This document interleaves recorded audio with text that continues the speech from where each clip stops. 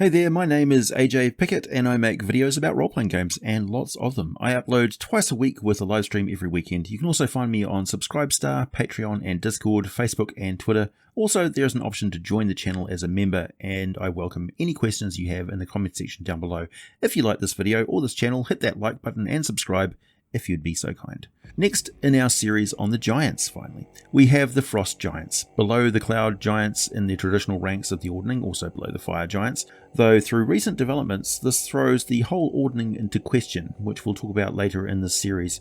Frost giants are best described as giant evil Vikings, and well, if that's all you take away from this video, that's pretty much fine. You're not going to go very far wrong from portraying the frost giants pretty much as they were intended. Frost giants are size category huge. Culturally, their most common alignment is neutral evil, and from here on down the giants are typically less intelligent and much more likely to consider medium-sized humanoids as food. The average frost giant has an intelligence of 9, which is still fairly smart for a giant, to be honest. In their case, they are exceptionally cunning fighters, but in most other regards they simply don't bother with things like writing and mathematics. They pass on history and lessons on mart or morg behaviour, which is basically good and bad frost giant behaviour, in the form of storytelling. They have a rich oral tradition and absolutely no interest in the finer details of the civilizations of the tiny folk and their squeaky little voices. Frost giants have long hair that ranges from light blue to dirty yellow, but is typically white.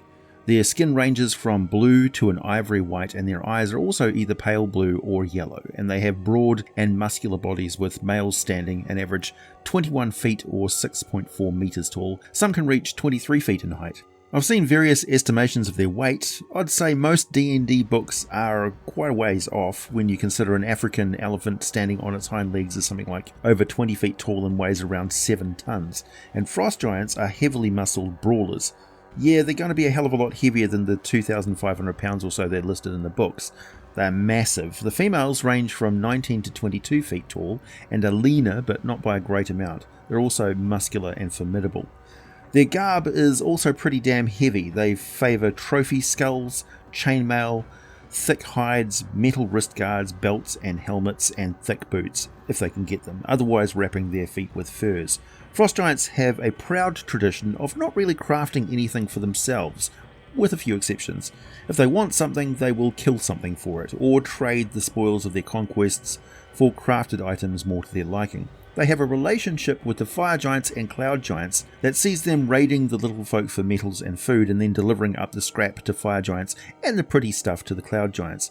In exchange, they get well-made weapons and armor and some decorative or useful treasures, including the occasional enchanted item. This arrangement suits them fine. They just get to do what they love and don't have to worry about learning smithing or magic or anything. Frost giants respect the martial power of the fire giants, and they respect the magical power of the cloud giants. Storm giants are held in very high regard for their relationship with the gods of the giants and their ability to predict the future. The cloud giants can craft mighty spells, yes, sure, but they're also flippant and ostentatious. They never really reach the same high regard in the frost giants' eyes that they reserve for storm giants. Lesser giants are just toadies that the frost giants will bully into doing whatever they tell them to do, or they'll beat the crap out of them. Frost giants respect strength and fighting prowess. That's everything to them. However, they're not completely brutish. They do enjoy the artistry of the stone giants, and they do have some skill in carving wood, stone, bone and ice themselves, because such activity involves the respectable swinging of mallets and grinding the blades of chisels and the like. Squinting and fiddling with puny needles is not as respectable, so they are fairly lousy tailors. The males typically don't braid their hair, the females often do braid their hair, and none of them ever cut their hair, so all males sport full beards and manes of hair, often encrusted with ice. They don't cook their food or smelt metal, so the only fire the frost giants ever use are candles, since they don't have dark vision and they do light their homes at night. Frost giants who live in the polar north have magic light sources crafted for them by cloud giants and other items they've stolen from lost dwarven holds. Frost giants are perfectly adapted to living in very cold conditions. They see into a higher spectrum of light, which allows them to see clearly even in heavy blizzards. In the light of day, though, their eyesight and hearing are typically twice as good as a human over distance, though they have a hard time picking up the high-pitched of human voices and will often lean down and glare at smaller humanoids when they're even bothering to try and listen to them. Your average frost giant will simply bellow orders, and if any little humanoids get too squeaky at them, they'll just get kicked if they are lucky, or slammed if they're very unlucky. Frost giants do not see killing and eating smaller humanoids as bad behaviour. Typically they don't eat a lot of humanoids. They also see absolutely nothing wrong with raiding the settlements of smaller humanoids and taking whatever they please. Let me put it this way to make it very clear for you. We are the bees. We not only make delicious honey, but we also make for a tasty snack, and if we build a hive too close for comfort, the giants will come along and deal to it. We see nothing wrong with raiding beehives, and frost giants see little humanoids exactly the same way. Frost giants are not incapable of learning to see humanoids in a different way, but culturally, that's how they typically behave. There are many cultural traditions the frost giants respect and enjoy. Many of them involve tests of strength, endurance, and combat ability. The most famous of which is their tradition of hunting and killing white dragons. Thanks to being totally immune to cold, the breath weapon of white dragons doesn't pose any great danger to them, not like the damned electrical bolts from behir, which they tend to avoid killing since they were bred by the storm giants long ago, the same reason they will raid rock eggs, but they won't kill the giant adult birds out of respect for their size, power, and the role they played in the ancient war against the dragons. Frost giants love killing dragons. They consider a dragon head to be the perfect decorative trophy for the walls of their long halls. They'll also make a point of hunting down and killing the remorhaz, not just because they make for a great fight, but also because the damn things will eat all the wild game in an area, and the frost giants need a lot of food. Frost giants do not plant crops, and they don't typically keep livestock, so they will see all wild animals, particularly wild rothae and bears and such, as their property. They may not keep animals for food, but they will tame monstrous predators. Winter wolves are common, yeti and younger remorhaz are less common. They also consider the giantkin to be little more than animals, and the most rare but prized pet is a white dragon. Not the smartest kind of dragon, but one of the most fond of hunting prey, so they actually work very well with frost giants if you overlook all the abuse and brainwashing that goes into taming them. Frost giants appreciate gems, but they have no particular love of gold and silver. They don't take coins when they raid settlements and merchant caravans, they just take kegs of beer, wine and mead, any hides, food, including draft animals and mounts, and any metal. They do craft horns, the most prized being the large horns of skull dragons, which we commonly refer to as black dragons. Dragon skulls and horns tend to be the right size for shoulder pauldrons and helmet features, plus the talons make great necklaces, and the giants also strap them to their boots, adding a little more intimidation to their stomp attacks. Like most giants, the basic social unit of the frost giants is the huslider, the immediate family, their blood relatives. This is an extremely important aspect for the frost giants, with ties and honour among family members being almost more important than the ordning itself. So even if the killing of a member of the huslider may be sanctioned according to the rules of the ordning, it's highly likely that another member of the family is going to murder the one who killed them. That being said, the frost giant who has done something considered weak and shameful in the eyes of the huslider will do anything to make amends for that, even to the point of suicidal combat.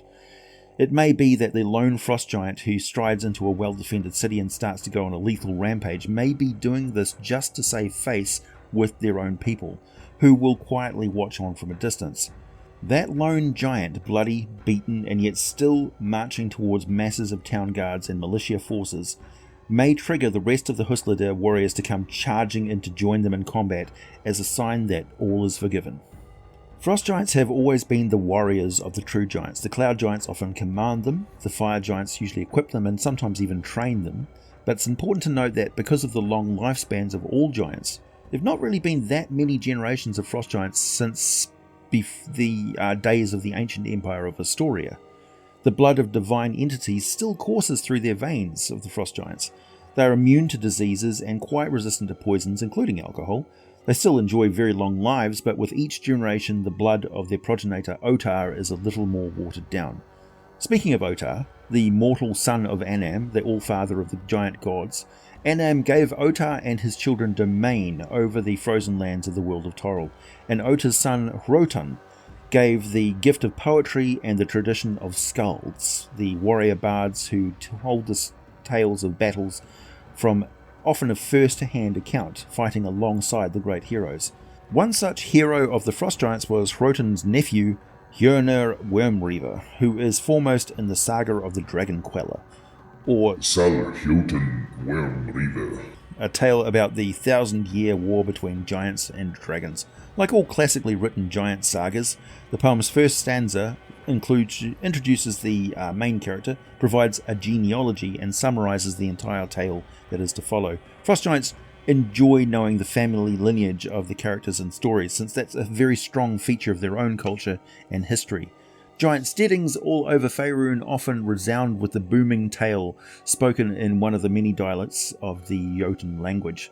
The Frost Giants, or Ice Jotun, speak their own dialect called Jotunice, so they refer to themselves more correctly as Ice Giants in their own language. If you ever happen to visit a Frost Giant mead hall, they spend a lot of their time boasting among themselves and settle a lot of disputes by wrestling. They're also very fond of comparing battle wounds and scars and telling tales about their trophies and their weapons. Gods help us if they ever get their hands on Instagram or discover the concept of a gym and bodybuilding. Frost Giant steadings are led by the Jarl, always an impressive unit. The Jarl makes decisions based around the ordering of the Huslider as to whom shall raise children, form game hunting parties, scout for resources, and craft things. It's funny that the Frost Giants see carving, leatherworking, and such as unworthy pastimes, and yet they value carved goods and leather items quite a lot, particularly bone and ivory, with the most prized work being dragon fangs. Skilled crafters have a low rung in the social ladder of the ordning, so they make a show of gifting their crappy offerings to Jarls and champions, when in actual fact these tokens mean a lot to the Frost Giants and carry a lot of mart, or goodness. For this reason, crafters are sometimes quite secretive about exactly what they are making and whom it is for. If there was such a thing, a morgue thing, as gossip in the steading, it would be about such things, or children with questionable parentage. Skalds not only carry the history of the Frost Giants and True Giants in general, but they are also the casters and carvers of runes, and they are expected to go on adventures. A skald who doesn't travel is considered a bit of a hack, just telling tales and never actually doing anything. Boasting, as I mentioned, plays a large part in their community feasts. The skald is expected to remember really good boasts and to throw down quite a few of their own. It's almost like a roast and a boast. Even though a skald may not be the mightiest of warriors, they often carry the same sort of respect and may be welcomed into other steadings, their word of news from other places earning them a good meal and plenty of mead. Skalds don't always take the place of a shaman in the Frost Giants, but they often perform a similar role if a shaman isn't there, thanks to their skill with magic, runes and rituals involving talking to the gods and figuring out what is favourable and not favourable by reading signs and portents, such as dramatically shoving the other giants back from a freshly spilled innards of a large animal, proclaiming dramatically that they contain a clear sign that one of the other members of the steading are seen in good favour by the gods, or are about to prove themselves again as mighty warriors very soon.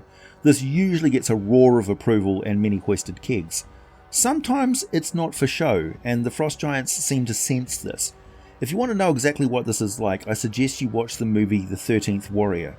The skalds of the Frost Giants will decorate themselves with items handed down from skalds before them, such as a helm decorated with the sweeping rock feathers, or dragonhide drums, or runestone bags and chain armour decorated with the teeth of giant heroes. Meals in Frost Giant steadings are grim, as they don't cook their food and they eat almost entirely meat. So they simply butcher animals, drinking buckets of fresh hot blood and wolfing down great hunks of steaming meat. The smell and sight of such a feast is not something smaller humanoids are accustomed to, considering that the giants eat a lot. Frost Giants do eat some vegetables, mostly roots. It's a rare occasion that Frost Giants ever cook meat. They do cook it and mash it up for infants and the rare visits by other races that they have some sort of trade agreement with. Frost Giants don't just live in massive stone and log houses, they also construct stone castles and inhabit huge caverns, inviting stone giants to carve the history of the giants into their walls. They also have the poems and tales of the gods carved into their walls, such as the story of Thrym, the divine son of Annam, and spirit leader of all the Frost Giants, the enemy of the Norse gods, rival of Thor, lord of ice, cold and strength. Some tales of Thrym are that he once stole Thor's hammer and tried to ransom it for the hand of Freya in marriage.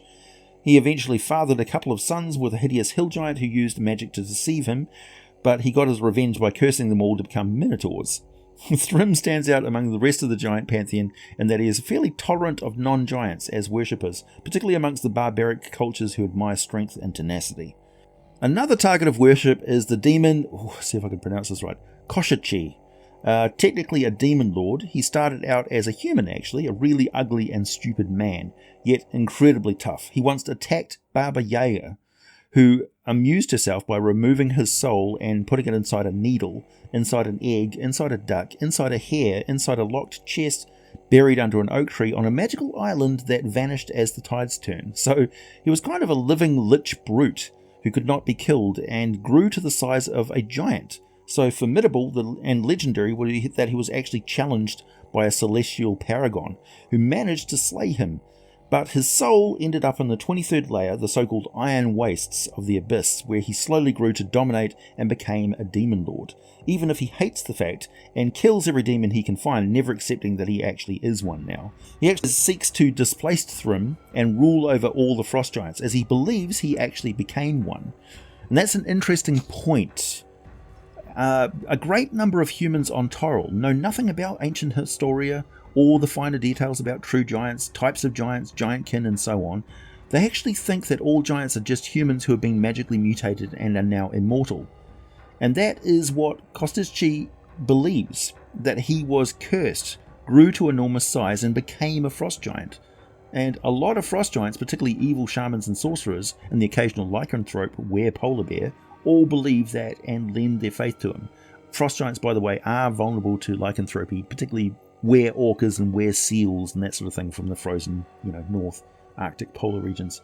Very recently, there's been a massive upheaval to giant spirituality. Around the year of the Iron Dwarf's vengeance in 1485 DR, the cult of the dragon and their chromatic dragon cohorts plotted and schemed to loose Tiamat upon the world of Toril, the queen of evil dragons, the arch enemy of all giants. As events played out, the small folk wound up defeating the cult and stopping their plans rather than the giants of the world. Annam saw this as complacency and laziness in his children, so he broke the ordning, thereby allowing giants to create their own social structures and see who would come out on top. This has repercussions which are still echoing through giant society and will play out over time. In 5th edition, frost giants have an armor class of 15, up to 204 but with an average of 138 hit points and a speed of 40 feet per round. They're extremely strong. Their strength is listed as 23, however, they are huge creatures that can lift 2,760 pounds and easily carry 1,380 pounds all day. They can perform feats of strength that don't require them to move around with heavy weights, such as tearing a fully grown tree out of the ground or single-handedly lifting and holding up a castle portcullis. Like all true giants, they are very skilled at hurling massive boulders with devastating results. Frost giants can hurl a boulder up to 60 feet with a +9 to hit their target, inflicting 4d10 plus 6 bludgeoning damage. At greater range, up to 240 feet. They're rolling with disadvantage, still +9 to hit though, just they have to take the lowest of 2d20 rolls. This doesn't matter very much when they are hurling boulders at fortified walls or buildings in a settlement, literally a barn. No farmer's roof is going to stand up to high-speed impacts from boulders. So frost giants can simply stand back and pretty much demolish a settlement before simply walking in and murdering any defenders who are left. Humans and elves tend to fight well against giants by use of spears, bows, and particularly crossbows, since crossbows don't require much skill to land pretty good hits with a lot of power behind the bolts. However, dwarves have been fighting frost giants for a very long time and have a lot of tactics they've developed specifically for hobbling giants and chopping their heads off once they hit the ground prone. Quite a few frost giants have a permanent limp from getting a dwarven axe to the back of their leg. Still, dwarven holds are such rich prizes the frost giants really can't resist trying to ferret out the stout folk so that they can move into their excellent excavated dwellings, or at least the main halls and thoroughfares which can accommodate the giants' sizes. Frost giants typically favour huge great axes with a 10-foot reach. They are +9 to hit one target and inflict 3d12 plus 6 slashing damage, making 2 swings with the weapon every combat round. They don't have mental attributes any better than a human, apart from being quite a bit more intimidating, but their strength and endurance are legendary. As the DM, feel free to highlight this during gameplay with such things as the frost giant picking up an ox and snapping its spine over their knee, or ripping a tree out of the soil and hurling it like a spear. If you check out my cloud giant video, I talk a lot about the additional tricks creatures large and strong can perform during combat with little humans and other medium-sized or smaller humanoids. Being grabbed, crushed in that vice-like grip at the same time taking vicious bludgeoning damage from being used to bludgeon your teammates is a very real possibility, as is simply being picked up and thrown over 240 feet, which not only inflicts a lot of falling damage but also takes a long time for the victim to get back up and run back into melee range if they can run after cartwheeling and breaking their limbs. There's a special kind of frost giant, a desperado, who turns to the evil worship of Vaprak the Destroyer. Kind of. He's the god of the trolls and ogres, so he's not really a favourable god for most frost giants. When a frost giant finds itself dishonoured among its own people, it's particularly vulnerable to the nightmares and temptations that Vaprak assails and subjects them to. Frost giants will dream of tremendous strength and glorious victories one night, and the next have horrid nightmares that they are murdering and eating their own huslider. These few frost giants who don't seem to mind the bloody cannibalism so much and start to obsess over the path to limitless strength start craving these dreams each night, and they will find at some point a troll wandering up in the open and just offering itself up to them as a gruesome meal to be devoured in the name of Vaprak. The appetite of frost giants is something like 11 times that of a human athlete, so they can easily munch through half a cow every single day. But even so, a troll is a foul thing to eat, no matter how hungry and determined they are. But once every scrap of that troll is consumed, the frost giant is transformed with the blessing of Vaprak into an everlasting one. You can find the stat listing for them in Volo's Guide to Monsters on page 148. The most noticeable thing about the everlasting one is that their injuries received in combat while healing extremely quickly tend to eventually heal wrong, often resulting in extra fingers, misshapen bones, terrible scars, extra limbs, even extra heads. That's because frost giants hold quite a lot of contempt towards Vaprak, and even with his blessing they will rarely be able to stomach offering up continued reverence towards him, honouring him in their thoughts, or follow the visions that Vaprak sends them. So Vaprak ensures that their injuries do not heal back to normal, and once any member of a steading discovers such mutations, the entire huslider will immediately banish them into the wild forever. Frost giants have a long and violent history. They once dominated most of the continent of Faerun. Then there came the disgrace of Annam's wife Ottar and the freezing of the Northern Ocean, along with the Dragon War spelling the doom of Ostoria. But during those days, mighty giant heroes sailed across the sky in cloud castle fortresses. One such, named Kelvin, was so powerful he came to the attention of the god Tempus, who descended from the upper planes to directly challenge and fight Kelvin, resulting in his death. And where his cloud fortress crash-landed near Icewind Dale, Tempus rained down boulders, creating a massive burial mound for a foe that gave him a respectable fight. That is the origin of the mountain known as Kelvin's Cairn. The spine of the world mountains hold many such lost secrets, including great gateways that once connected to the several worlds that house large populations of orcs. One giant famous around the Icewind Dale region recently is named Biggrin, so called because his top lip was badly torn by a wolf, leaving him with a leering visage. Biggrin and other frost giants joined the forces gathered by the evil wizard Akar Kessell under the influence of the powerful magical item called the crystal shard krynn, sparking a war against the human settlements, and during that time Biggrin was in command of a tribe of local verbeeg giantkin. The War of the Shard eventually resulted in Biggrin being killed, but there are rumours that he's been brought back in the form of an undead monstrosity, some say by a secret cabal of wights with magical powers.